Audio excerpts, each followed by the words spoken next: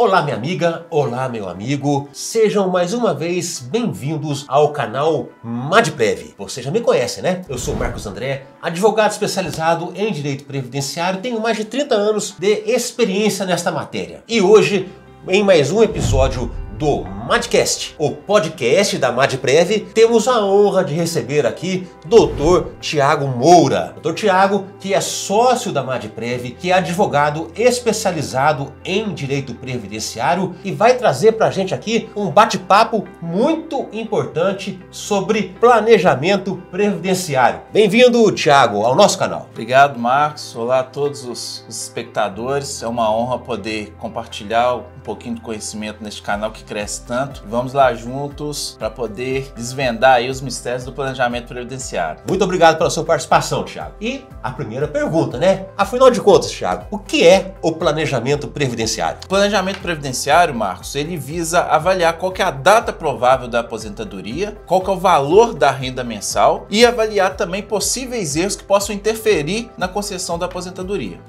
Muito bem. Mas, Tiago, o planejamento, ele vale só para quem vai se aposentar a médio e longo prazo? Ou ele vale também para quem está praticamente já com os direitos reunidos para se aposentar? O que você vê na prática? Não, o planejamento previdenciário ele vai servir de maneira geral, tanto que as pessoas que vão se aposentar de forma breve ou aqueles que vão demorar um pouquinho mais. O planejamento ele vai avaliar se convém fazer algumas contribuições em valores maiores para melhorar o valor do benefício ou até mesmo recuperar alguns tempos que muitas vezes ficam esquecidos, né, no período contributivo da pessoa, que pode antecipar a concessão do benefício. Então ele vai avaliar de maneira geral qual que é o melhor benefício, qual que é a melhor data de aposentadoria e qual que é o melhor valor da renda de aposentadoria. E aquele trabalhador, aquele segurado que já completou a idade ou já completou o tempo de contribuição, ele precisa de fazer essa análise prévia antes de dar entrada no pedido junto ao INSS? Ou ele pode ir tranquilo ali, entrar no 135, entrar no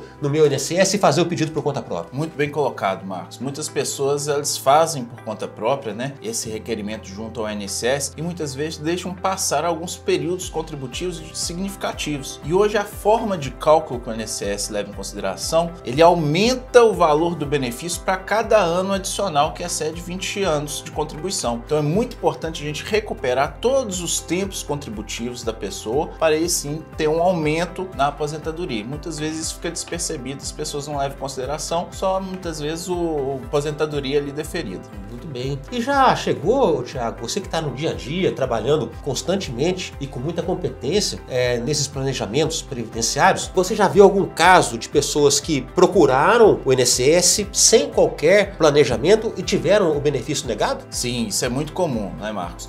Tem muitos períodos que eles ficam para trás. Exemplo, período especial, no caso do homem, que é mais comum, período de serviço militar e muitas vezes também contribuições em atraso. Às vezes as pessoas fazem a contribuição em atraso achando que vão ser considerados como tempo de contributivo e preencher os requisitos para a aposentadoria, mas aí vem um ponto importante. A contribuição em atraso, muitas vezes, ela não é considerada como carência, que é um segundo requisito para a pessoa se aposentar. Conta-se como tempo de contribuição, mas não conta como carência. E aí o benefício é indeferido na hora de fazer o requerimento. Tiago, isso é muito importante, né? A pessoa vai lá, paga em atraso, achando que vai ter o tempo de contribuição de carência, né, considerado pelo INSS, tem o benefício negado. E como é que fica com esse valor que ela pagou em atraso? O INSS devolve? Não, Marcos, infelizmente não devolve, né? Por isso a importância do planejamento previdenciário, porque a gente vai fazer essas análises se convém ou não fazer esses pagamentos em atraso para eles serem aproveitados no tempo de contribuição, na concessão do benefício. Muitas vezes é melhor, às vezes, não fazer o pagamento e dar continuidade, mas muitas vezes, né, muito cuidado quanto a isso, tem que ser analisado pormenormente os detalhes das contribuições para verificar se realmente podem ser saltadas. Ou seja, né, Tiago, pelo que eu estou entendendo, o planejamento previdenciário é uma forma de você economizar o seu dinheiro. Sim, sim, a economia ela é grande,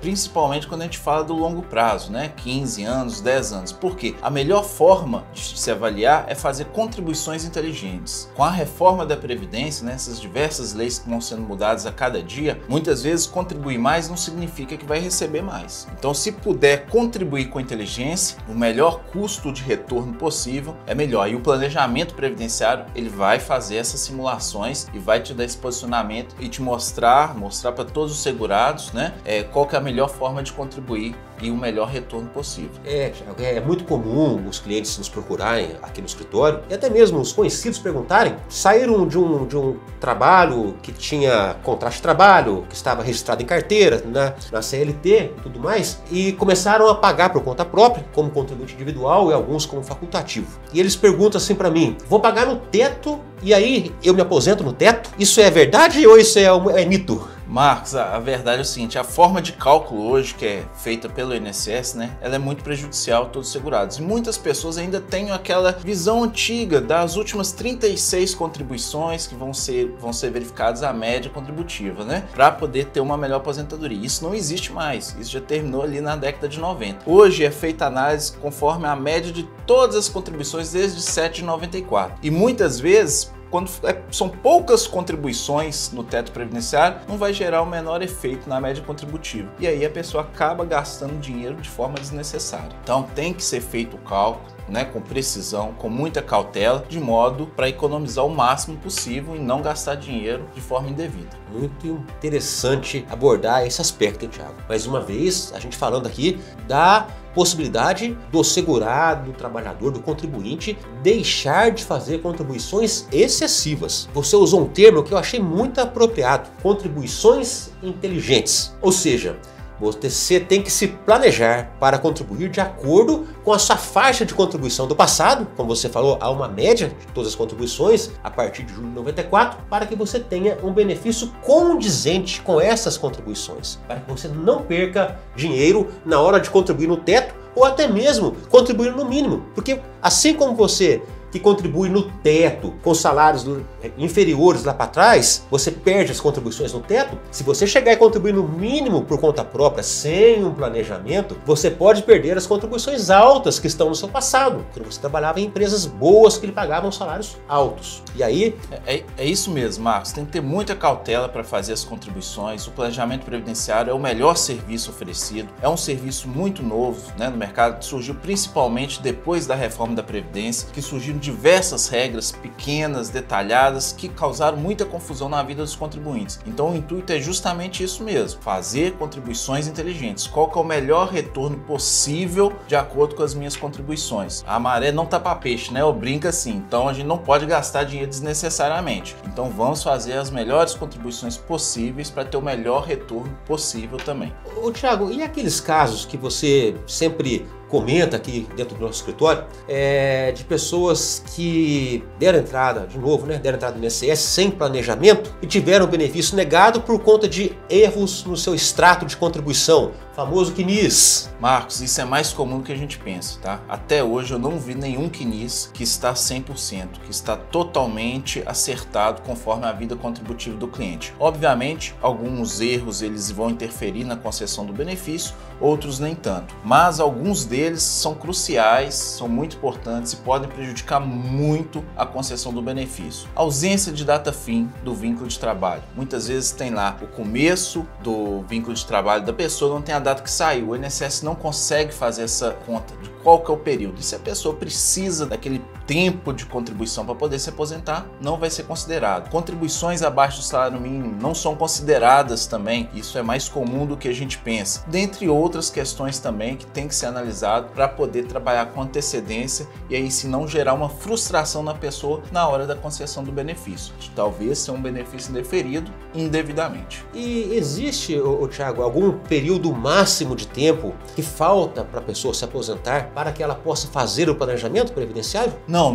Não precisa, tá? Qualquer pessoa pode ser feito. Recentemente nós fizemos um planejamento previdenciário de uma pessoa que está iniciando a sua vida contributiva, ainda não contribuiu para o INSS, 24 anos, mas ela quer ter uma previsão de qual que é a melhor forma de contribuir, quando que ela vai se aposentar, e aí sim ela analisar se é melhor ela contribuir no teto previdenciário do INSS, se é melhor ela contribuir no mínimo e talvez diversificar em outras fontes de investimento. Então não tem uma data limite para poder ser feito esse planejamento previdenciário. Obviamente, aquelas pessoas que estão mais próximas de se aposentar, passados dos 50 anos, 55 anos, a gente consegue fazer uma análise mais assertiva, bem mais próxima de acordo com a legislação vigente. saúde, mas não existe uma data específica não. Qualquer pessoa pode fazer o planejamento previdenciário.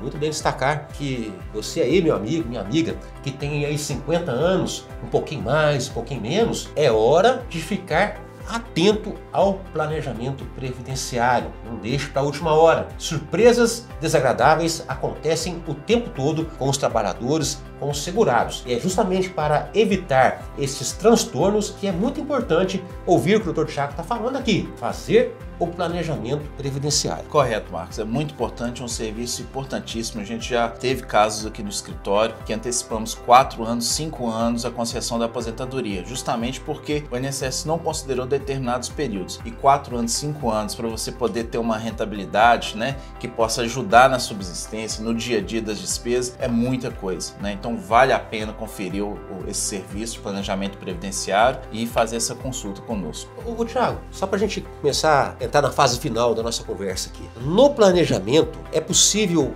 descobrir, perceber tempos de contribuição que não estão na carteira, ou até mesmo tempos de contribuição de empregado em condições nocivas à saúde, que pode trazer algum benefício de acréscimo de tempo? Sim, Marcos.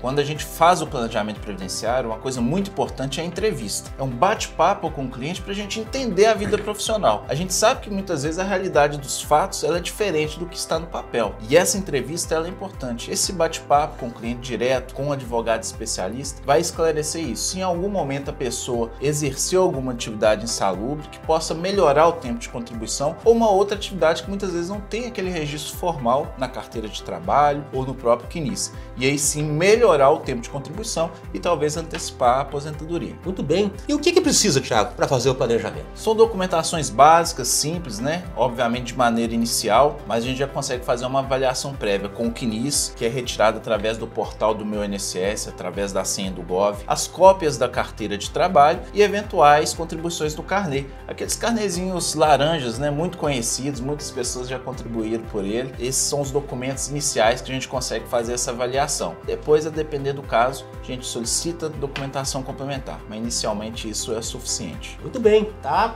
feita aí a orientação, a recomendação do Dr. Thiago Moura para que você faça o seu planejamento previdenciário. O Dr. Thiago está à disposição para fazer esse trabalho, para tirar qualquer dúvida. Eu também me coloco aqui à disposição de vocês para que possamos orientá-los sempre buscando o melhor caminho para a sua aposentadoria. Você pode clicar aqui embaixo, tá aqui aparecendo agora o WhatsApp do nosso escritório, da nossa equipe. Você vai falar comigo, vai falar com o Thiago e nós vamos lhe mostrar qual o caminho que deve ser seguido. Thiago, muito obrigado pela sua participação nesse Madcast. Eu que agradeço. E é isso aí, será sempre bom ter você com a gente aqui. Obrigado. Muito obrigado, pessoal. Até a próxima.